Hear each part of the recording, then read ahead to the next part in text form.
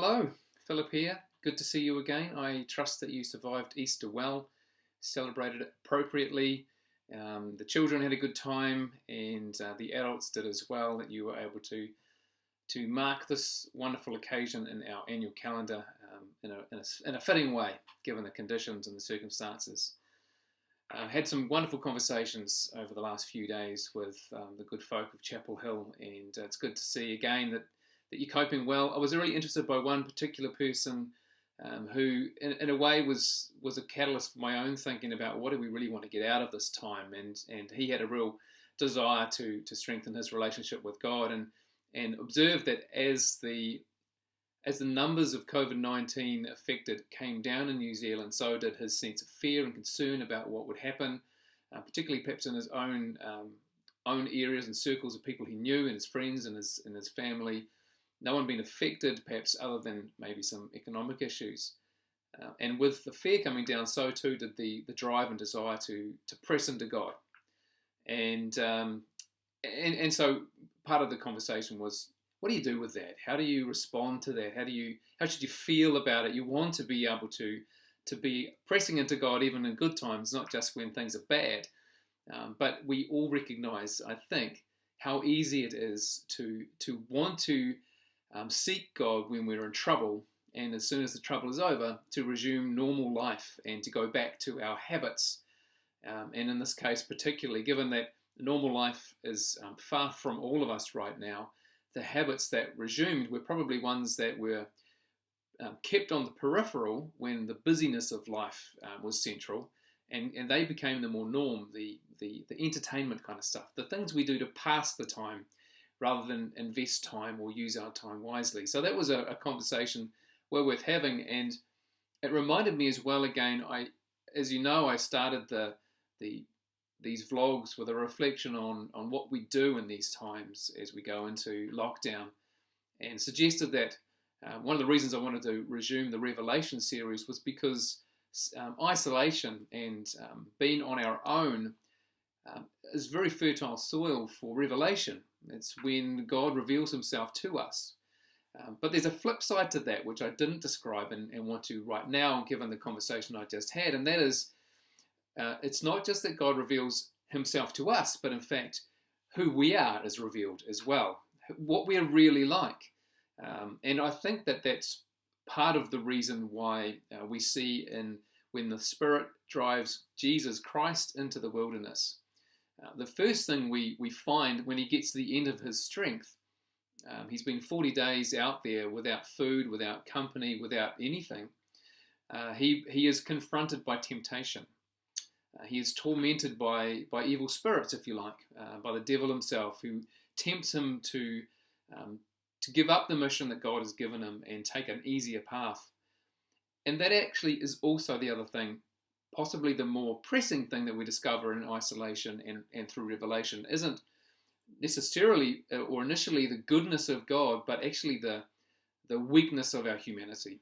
We discover who we are and how prone we are to forgetting God, how easily we worry, how quickly we turn to fear, how quickly we substitute prayer for perhaps just another Netflix show or whatever it might be.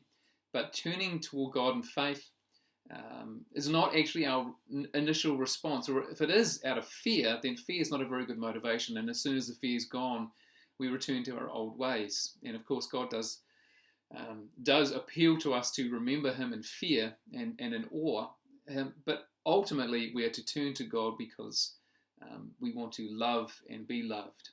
And so that is also the process that we're discovering right now. Who we really are comes to the fore under these times of pressure and in isolation and in withdrawal. Part of our own nature is revealed. And to that point, someone or a few people very kindly, I think, one very overtly and others more subtly asked the question, after particularly my Good Friday message, Philip, are you depressed? And I would say, well, what you saw wasn't a depressed Philip. It was more a case of the serious note or the underlying current of how I see life in its seriousness I can be a little too serious at times, but I like to take life seriously in the way that I think the Lord calls us to. So no, I'm not depressed. I'm actually doing fine. I enjoy the reflection. I enjoy the chance to see life and the real issues that tend to be pushed to the side when things are just busy and we're running from one project to the next, when we don't have that same level of activity in our lives. It's a good chance to stand back and say, what is really real? What are the true priorities? And so I think it was more of that rather than depression. I'm absolutely fine. But thank you for your concern. And of course, I hope that you are the same, that you may be able to reflect on the important things in life without becoming depressed. Pessimism is not a bad thing, by the way. Hope absolutely is the call of Christians, but also to see the world without rose-tinted glasses, to not really expect too much from the world around us, to not expect too much from government, as much as I think they're doing the best they can under trying circumstances. They're not the hope that we're placing in this world. It's not where we place our hope. It's not the hope we're looking for in this world. And so to look at the world and look at life and the direction we're all headed with a slightly more dour cast, if you like. Actually, that's fairly normal and quite healthy. Another way to put it is to simply think that we are to have a positive attitude about all things and to smile in all circumstances and to put a gloss as if everything is fine, the rose-tinted glasses kind of view. That ends up looking a little bit insane because some things are pretty serious and worth looking at seriously. And to gloss everything as if it should always be a smile, not so much, I don't think. There's a good reason why the prayer book of the Jews, the Psalms, why there's a massive proportion of those are laments. And if you can't lament, if you can't say things aren't good and admit that, see that, own it, then we're not really being faithful to the heritage that we're to be embedded in, which is this faithful journey of the Jewish people. Anyway, I want to go into Revelation, back to where we left off, which was we had 6 seals broken on the scroll. We're not yet at the judgment of God that's hidden and written on the scroll. That has been sealed against us until this one, Jesus, comes to break those seals and get toward the opening of the scroll. We're not there yet, though. So we've had 6, and it's just been this rolling out of disaster and led to a place where everyone on earth, the kings and the servants and every stratosphere of life, every strata of life is a better way to put it, is hiding from God, declaring who can stand from the wrath of God. So who can stand? So that's where we left it, and I want to enter back into there. So before we get to the 7th seal, after that declaration, who can stand, there is a call to quit, to stop. A pause button is pressed.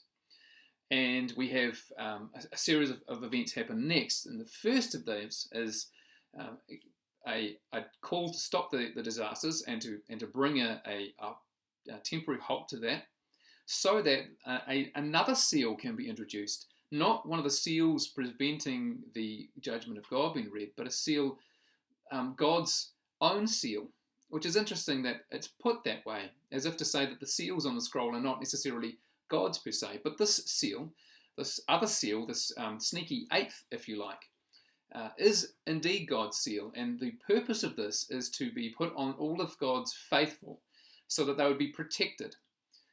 Now, we can push that a little too far. We could say that the seal is going to mean that anyone on earth with that seal will not face tribulation. It's not intended to mean that.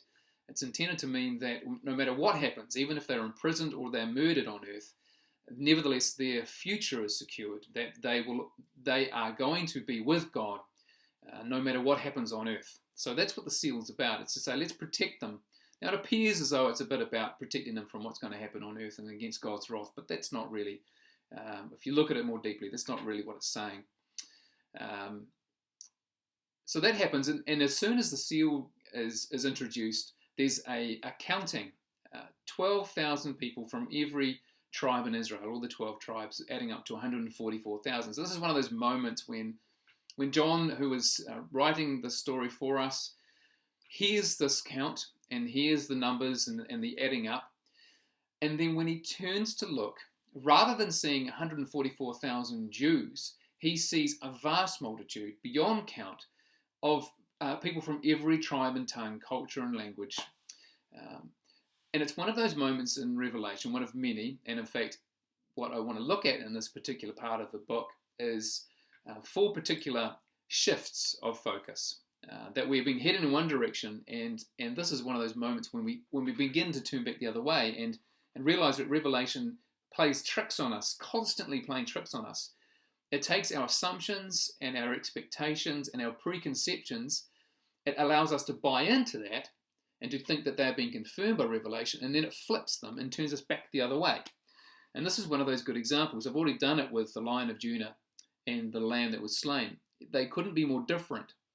And yet it was expected, the Messiah was expected to be this Lion of Judah power figure, the powerful warrior like David the king was, only to find that it was this lamb that was slain, an impossibly opposite image. Well, we're presented with 144,000 Jews. They are the select and the elect, who will be preserved to be with God, only to find that it's nothing like that at all. Not only can you not number the numbers that are there, they're beyond number, so many are before the throne, but also it's not just Jews. So a bunch of things are happening here. One, of course, is, as again I've already mentioned, 12 is used constantly throughout Revelation to refer to the people of God. And so the repetition of 12, the 12,000 among the 12 tribes adding up to 144,000. Well, the people of God are not just people who are of racial Jewish descent. The Jews, as you might say, within this book, and certainly if you were to read John the Baptist, for instance, he was very clear.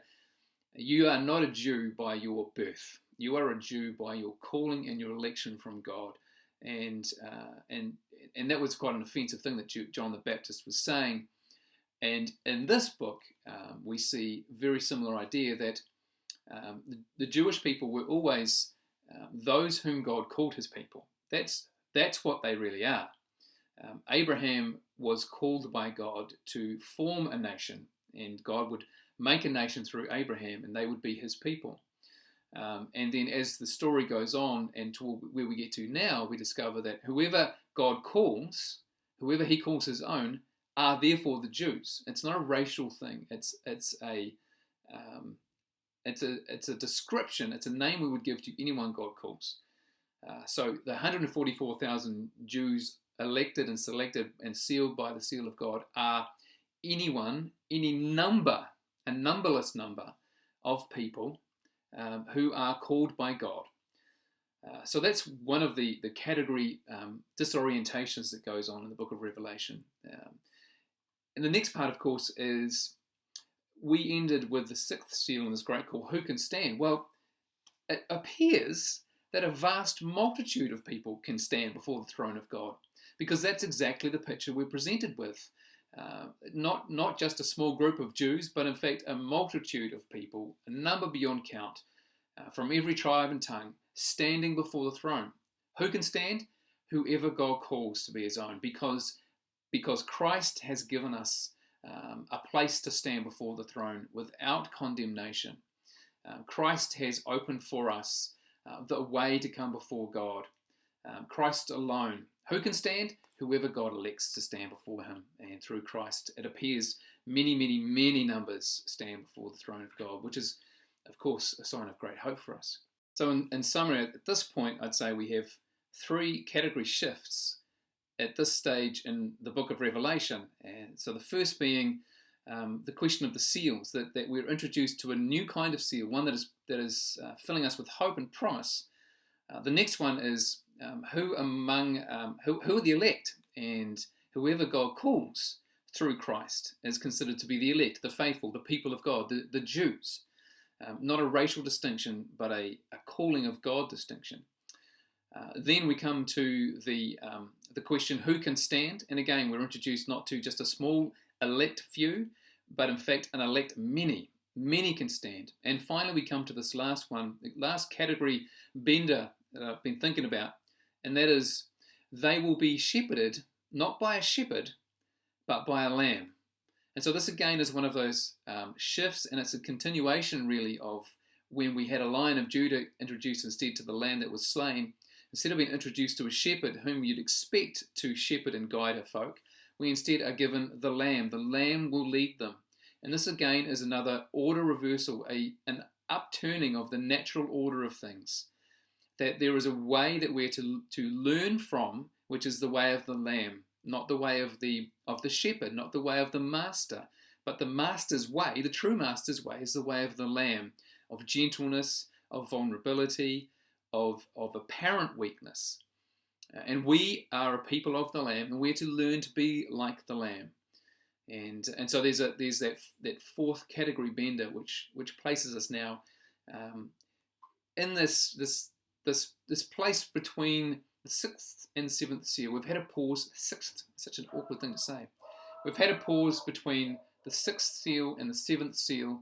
This chance to reflect on, really, while numbers 1 to 6, the seals have led us toward this have pushed us and moved us and ushered us into this place of great dread. What could possibly happen next? The seventh seal was going to be, or feels like, the final cataclysm.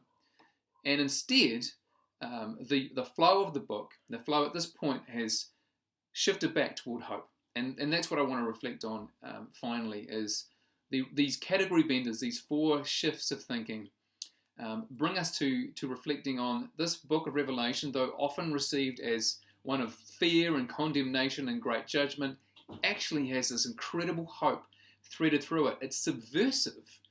We often don't see it in that way. We are gripped by the great drama, and yet most of these little shifts that take place, they push us in the other direction. They're subtle, and they shift us toward thinking of hope, not just a few elect, but a multitude. The seals that bring disaster are countered by a seal that brings salvation and hope. Who can stand?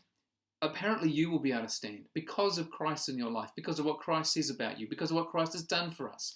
We can stand and will stand if we are faithful, if we hold on to Christ as the only reason we have any chance to stand. We will stand. And what kind of people are we to become? Well, not a muscle flexing people, but a people of the Lamb, learning to be gentle, learning to be gracious, learning to be merciful, learning to even to give our lives as a living sacrifice, as the Lamb did, for our sake. We might do that for others. So we are shifted and pointed back, though not to fear and to trembling and worried about the wrath of God, but rather to be in the context of this great wrath, to suddenly be amazed and awed by His mercy and grace. So those are my thoughts. I'd love to know yours. Are you shifted more by fear and a fear of threat, or are you shifted more by this wooing, gentle, vulnerable, lamb-like, hope-filled kind of picture? Which shifts you more? Which one do you need more to do what is right? Yeah, I'd love to hear your thoughts. Thanks for tuning in. I'll see you again soon. God bless.